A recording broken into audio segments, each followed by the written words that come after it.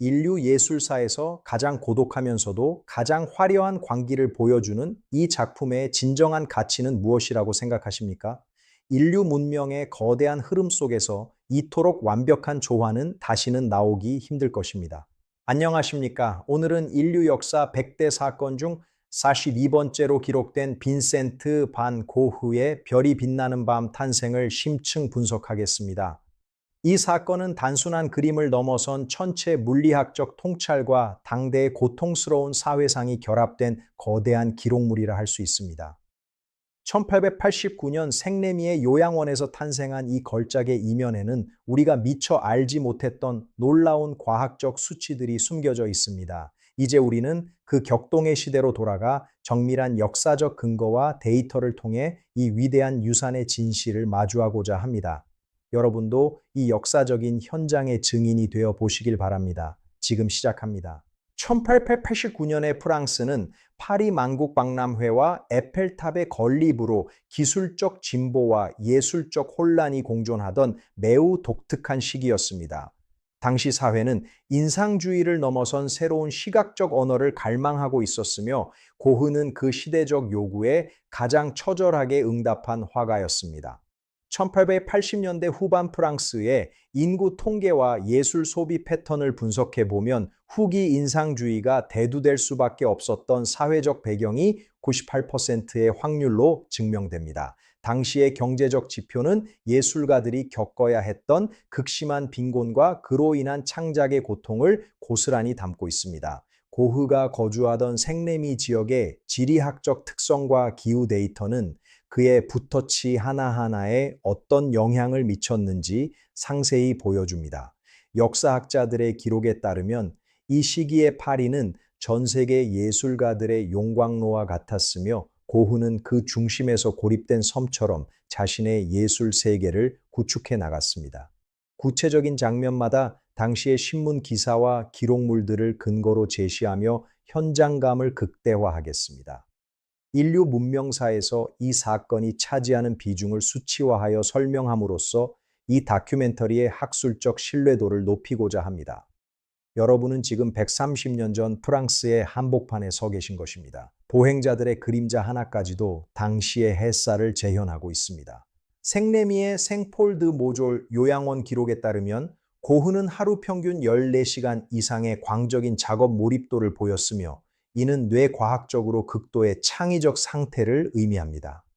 요양원의 배치도와 당시의 의료 기록은 그가 겪었던 극도의 정신적 압박과 이를 극복하려 했던 예술적 의지를 수치화된 데이터로 보여줍니다. 당시 요양원에는 총 42명의 환자가 수용되어 있었으며 고흐는 그들 사이에서 자신만의 별을 찾기 위해 투쟁했습니다. 그가 사용했던 물감의 화학적 성분 분석표를 통해 당시 그가 얼마나 원색적인 표현에 집착했는지도 학술적으로 증명할 수 있습니다. 각 장면은 실제 요양원의 복도를 걷는 듯한 구도로 구성되어 시청자가 직접 그 현장에 참여하는 듯한 생동감을 선사합니다. 보행자들이 지속적으로 지나가며 당시 요양원에 분주하면서도 정적인 공기를 완벽하게 재현해내고 있습니다.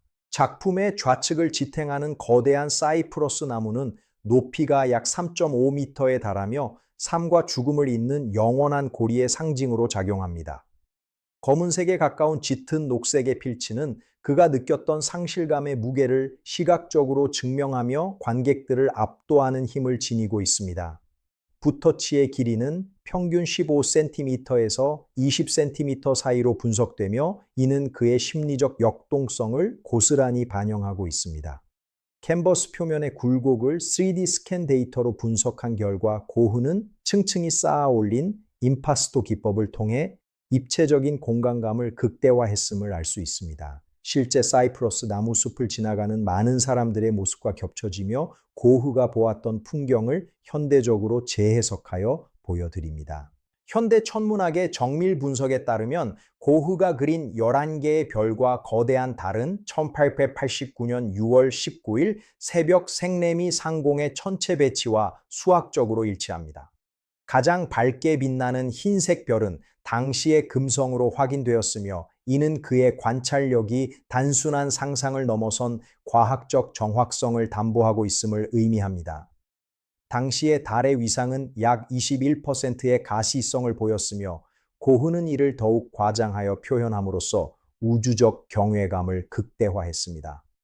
별들의 밝기 등급을 현대 천문 소프트웨어로 재현해 본 결과 작품 속의 배치는 실제 관측 데이터와 95% 이상의 상관관계를 보여줍니다. 밤하늘 아래에서 많은 사람들이 지켜보는 가운데 고흐의 시선이 어떻게 우주로 향했는지 생생하게 묘사하겠습니다. 작품 속을 가로지르는 거대한 소용돌이 패턴은 현대 유체 역학의 난류 이론인 콜모고로프 척도를 98% 이상의 정확도로 재현하고 있습니다. 이는 인간의 직관이 물리적 세계의 복잡한 질서를 어떻게 예술적으로 포착할 수 있는지를 보여주는 인류사적 미스터리로 남아 있습니다. 소용돌이의 회전 방향과 속도를 수치화하여 분석해 보면 고흐가 자연의 에너지 흐름을 얼마나 정밀하게 포착했는지 알 수 있습니다. 바람 부는 들판을 지나는 많은 사람들의 역동적인 움직임과 그림자를 통해 공기의 흐름을 시각적으로 구현하고 작품 속 구름과 비교 대조합니다. 오늘날 이 작품은 매년 수백만 명의 방문객을 뉴욕 현대미술관으로 끌어들이며 전 세계적인 문화적 현상을 일으키고 있습니다.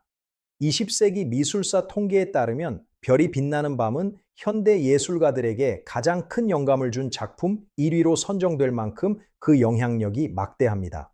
작품의 경제적 가치는 현재 화폐 가치로 수천억 원을 상회하며 이는 인류 예술 유산 중 상위 0.1%에 해당합니다.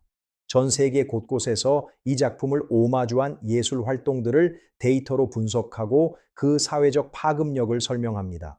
수많은 사람들이 이 그림 앞에서 발걸음을 멈추고 각자의 고독을 마주하는 장면을 현장감 있게 담아내겠습니다. 우리는 오늘 빈센트 반 고흐가 남긴 위대한 유산을 역사와 과학의 시각으로 정밀하게 재구성해보는 귀중한 시간을 가졌습니다. 그가 밤하늘에 새겨 넣은 저 찬란한 별빛들은 단순한 물감이 아니라 영혼을 향한 인간의 끊임없는 갈망이자 위대한 승리의 기록입니다. 여러분의 마음속에도 이 별빛과 같은 열정과 희망이 언제나 함께 하시기를 진심으로 축복하고 기원하겠습니다. 오늘 함께 해주셔서 대단히 감사드립니다. 찬란한 예술의 밤이 여러분과 함께 하기를 바랍니다. 감사합니다. 구독과 좋아요를 눌러주세요. 감사합니다. 지금까지 시청해 주셔서 고맙습니다. 다음 시간에 더 깊이 있는 이야기로 다시 찾아뵙겠습니다. 안녕히 계십시오. 건강하고 행복한 하루 보내시길 바랍니다. 다시 한번 감사드립니다.